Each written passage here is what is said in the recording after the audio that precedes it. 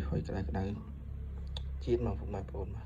mở từ đắng đây căn phục mày bồn là đầu về gì nhắm bạn đây xong tôi sẽ với tất cả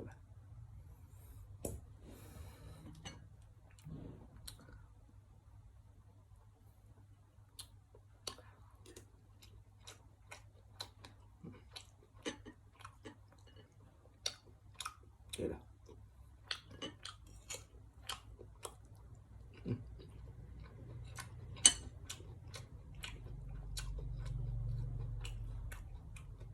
Tôm tây đó.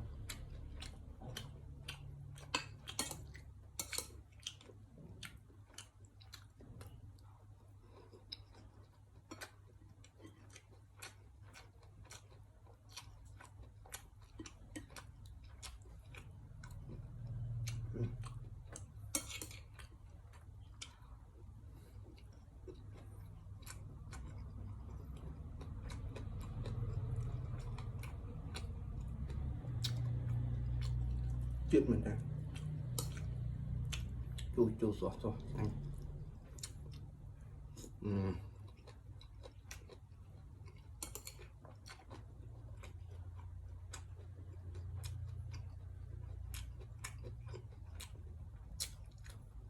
mở từ một nhắm đó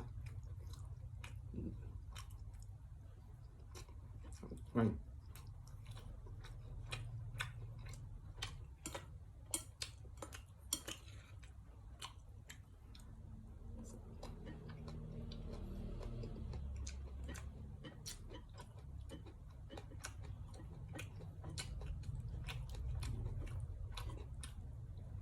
chạy mười mét phải không làm chú người ta mới tên chứ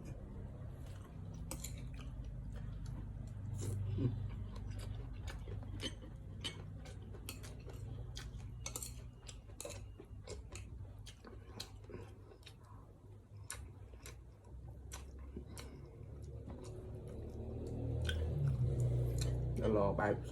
sọt rái không nơi thì trống nhưng bạ đó giờ mình đã đào tên kia là sọt rái đợi đặt xin đặt chuột bàn vô một bè vô một lò anh ấy là chỉ trống nhưng tên kia sạp tên kia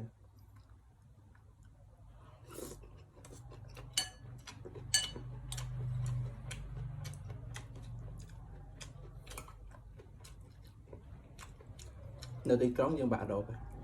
lên là sọt rái rồi chạp đẩy bàn không chưa